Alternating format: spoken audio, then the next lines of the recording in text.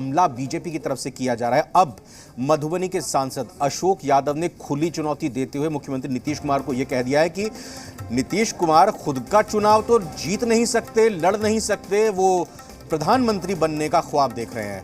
दरअसल आपको बता दें, इससे पहले भी लगातार एक एक करके बीजेपी के तमाम दिग्गजों की तरफ से नीतीश कुमार पर निशाना साधा जा रहा है। नीतीश कुमार का वो बयान याद कीजिए जिसमें कहा गया कि 2014 में आने वाले 2024 में रहेंगे कि नहीं रहेंगे, ये बीजेपी को अंदर से चुभ गया है और इसी को लेकर बीजेपी के तमाम नेता नीतीश कुमार पर सीधा हमला बोलते हुए नजर आ रहे हैं। और अशोक यादव ने भी इसी नजरिए से अपना ये बयान देते हुए साफ कहा है कि नीतीश कुमार की राजनीतिक हैसियत कुछ भी नहीं है। बीजेपी कार्यकर्ताओं ने नीतीश कुमार को अपने कंधे पर चढ़ाकर मुख्यमंत्री की कुर्सी पर बैठाया था। दरअसल बीजेपी सांसद अशोक कुमार यादव एक कार्यक्रम में पहुंचे थे जहां पर उन्होंने ये सारी बातें नीतीश कुमार के खिलाफ कही हैं।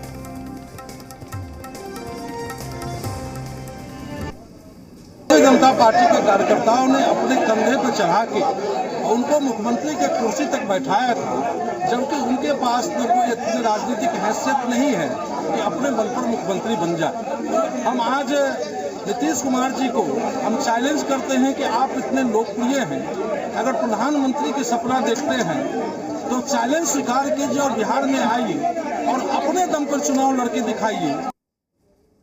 56 दलों का गठबंधन तो आपका है और सलाह मशवरा आप राजद और जदयू को देने चले हैं। अरे 24 में आप लौट करके पार्लियामेंट जाएंगे कि नहीं, क्या ये निश्चित है? अगर आपको हिम्मत है तो यही सलाह मशवरा नरेंद्र मोदी जी और आपके जो आका है अमित शाह जी, उनको दे करके तो देखें। उन्हें कहें कि अकेले 24 में लड़ करके देखें चुनाव, उनकी हैसियत और औकात उन्हें पता चल जाएगी। भारतीय जनता पार्टी के सांसद और भारतीय जनता पार्टी के नेता को समझना चाहिए कि 2015 में जब नीतीश कुमार बनाम नरेंद्र मोदी जी का चुनाव हो रहा था, महागठबंधन के लोगों ने नीतीश कुमार जी को नेता माना था और भारतीय जनता पार्टी ने नरेंद्र मोदी के चेहरे पे चुनाव लड़ा था। तो चेहरा बिहार में तो धराशायी हो गया, नीतीश कुमार जीते और नरेंद्र मोदी हार गए, फिर थेथर की तरह क्या बात करते हैं। तो बिहार हमेशा चैलेंज स्वीकार करता है और नीतीश कुमार के सामने अशोक यादव क्या, उनके सांसद क्या, सुशील मोदी क्या, नरेंद्र मोदी ही हार चुके हैं, तब बाकी का वजूद क्या। रजनीश हमारे पटना ब्यूरो चीफ इस खबर पर और जानकारी के साथ जुड़ रहे हैं, उनसे बात करेंगे। रजनीश, दो चीज़ें हैं। पहली ये कि 2014 वाले 24 में रहेंगे कि नहीं रहेंगे, ये बयान हिलाकर रख दिया है बीजेपी को, तभी तमाम बीजेपी के नेताओं की, बड़े बड़े नेताओं की तरफ से सीधा नीतीश कुमार पर हमला किया जा रहा है। और दूसरी चीज़ ये कि अगर नीतीश कुमार पर भले ही पॉलिटिकल पर्सनल अटैक इस तरह से बीजेपी की तरफ से किए जाते हैं तो कहीं ना कहीं सहानुभूति नहीं मिल जाएगी कि आप निजी हमला इस तरह से कर रहे हैं और इस तरह की बातें और उनको चैलेंज चुनौती कर रहे हैं, जो व्यक्ति 2005 से लगातार मुख्यमंत्री बना हुआ है, तो उसका फ़ायदा ना मिल जाएगा नुकसान की जगह जेडीयू को और नीतीश कुमार को। देखिए, ये प्रत्यक्ष प्रमाण भी रहा है और कई ऐसे मौके पर देखने को मिले हैं कि अगर बहुत ज़्यादा किसी को हमला किया गया, अगर किसी की घेराबंदी हद से ज़्यादा अगर की गई, तो फिर जनता में जो एक सहानुभूति होती है उसका फ़ायदा जो है वो मिल जाता है। अब बहरहाल यहाँ पे लगातार जो है हमला किया जा रहा है, मुख्यमंत्री नीतीश कुमार को कटघरे में खड़ा किया जा रहा है और जो बीजेपी की ओर से खासतौर पे जेडीयू और मुख्यमंत्री नीतीश कुमार, इन पर लगातार निशाने साधे जा रहे हैं। अब जो इस कड़ी में लगातार इस तरीके के बयान दिए जा रहे हैं कि अगर वो चुनाव खुद का जीत कर दिखाए और फिर वो प्रधानमंत्री देखने का सपना देख रहे हैं, कई कह रहे हैं दिवा स्वप्न है, तो अपने अपने तरीके से लोग बातों को रख रहे हैं। लेकिन दूसरी ओर आप ये देखें कि बिहार में जो महागठबंधन का नया जो स्वरूप आया है और जेडीयू इसमें शामिल हुई है, सरकार जब से यहाँ पे गठन हुआ है, महागठबंधन के तमाम चाहे नेता हो या कार्यकर्ता हो, उनका उत्साह जो है वो बहुत बढ़ा है। और साथ ही साथ अब देखिए, बिहार की और मुख्यमंत्री की यहाँ की कुर्सी की तो कोई लड़ाई और कोई बात ही नहीं है, बात अब सीधा सीधा दिल्ली की है। और इसको लेकर जो ताने बाने बुने जा रहे हैं, इसमें पीछे में कई सारे जो बड़ी पार्टियां हैं उनका समर्थन और सहयोग हासिल है और यही वजह है कि इसके बाद मुख्यमंत्री नीतीश कुमार जो है इतना बड़ा स्टेप वो लेने को लेकर ना सिर्फ सोचे हैं बल्कि उसको मूर्त रूप भी दिए हैं। तो ये देखिए, बात ऊपर की है। हमारे साथ राजेश राठौर है, हालांकि दर्शकों ने इनकी प्रतिक्रिया सुनी।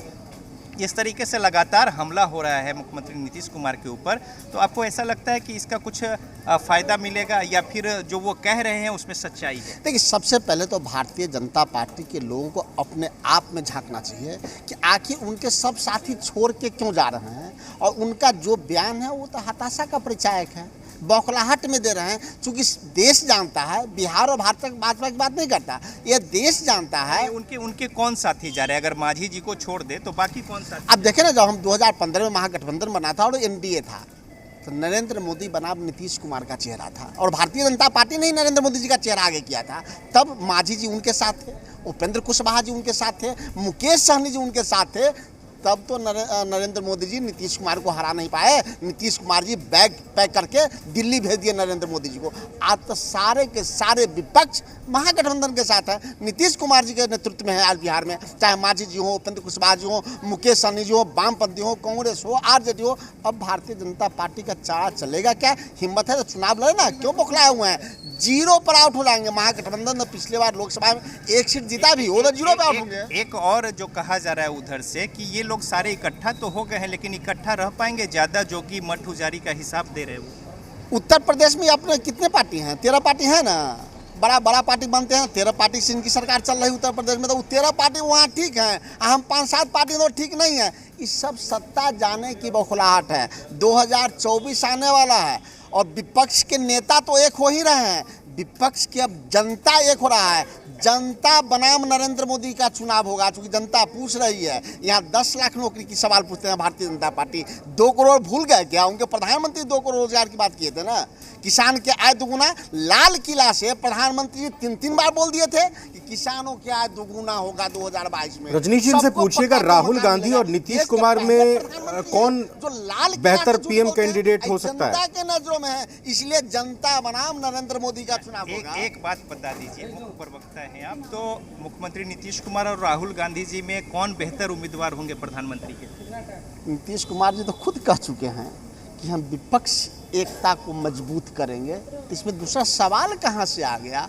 और कांग्रेस पार्टी के हम मुख्य प्रवक्ता हैं, कार्यकर्ता भी रहते तो मैं ये कहता कि मेरे देश के प्रधानमंत्री के उम्मीदवार श्री राहुल गांधी जी हैं। तो यानी कि फिर मुख्यमंत्री जो नीतीश कुमार हैं वो दिल्ली का जो एक चेहरा बताया जा रहा है, तो उसमें कहीं आप लोग फिर धोखा या छल?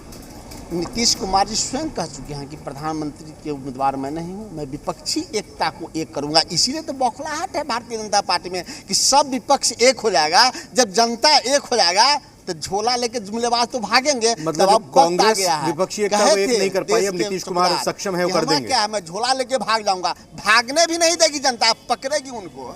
सवाल दोहराएंगे कृपया। मतलब जो कांग्रेस विपक्षी एकता नहीं कायम कर पाई, वो नीतीश कुमार जी एक काबिल और तजुर्बेकार नेता होने के नाते कर लेंगे। देखिए, कन्वेनर की बात की गई है और उसको ही स्वीकार किया जा रहा है। तो जब कन्वेनर हो जाएंगे राष्ट्रीय स्तर पे मुख्यमंत्री नीतीश कुमार, तो सोनिया गांधी के पैरेलल वो स्वतः खड़े हो जाएंगे। और इसके बाद वो तो आगे संख्या की बात है और फिर चुनाव की बात है। तो जाहिर तौर पे एक जिस तरीके से एक मजबूत विपक्ष की बात है वो तो बनता हुआ दिखाई दे रहा है।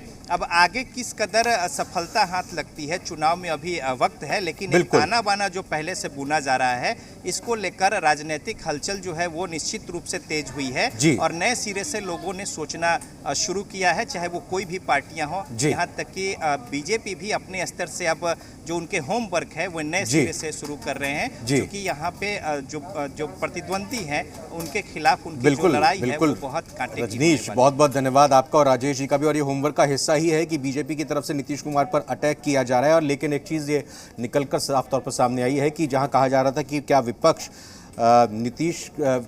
एनडीए के खिलाफ, बीजेपी के खिलाफ, प्रधानमंत्री नरेंद्र मोदी के खिलाफ एकजुटता दिखा पाएगा। राष्ट्रपति चुनाव में खुलकर ये नहीं दिखाई दिया, उपराष्ट्रपति चुनाव में भी ऐसी तस्वीर सामने नहीं आई। लेकिन अब महागठबंधन सरकार बनने के बाद बिहार से इसकी शुरुआत होती हुई दिखाई दे रही है कि एक छतरी के नीचे समूचा विपक्ष आ सकता है, यह संभव है। इसकी अगुवाई सोनिया गांधी और नीतीश कुमार के जरिए हो सकती है। इसी बात से बीजेपी बेचैन है, इसीलिए बीजेपी की तरफ से हमले किए जा रहे हैं। न्यूज रूम लाइव की खबरों में फिलहाल इतना ही, लेकिन आप बने रहिए जी बिहार झारखंड के साथ। फिलहाल नमस्कार।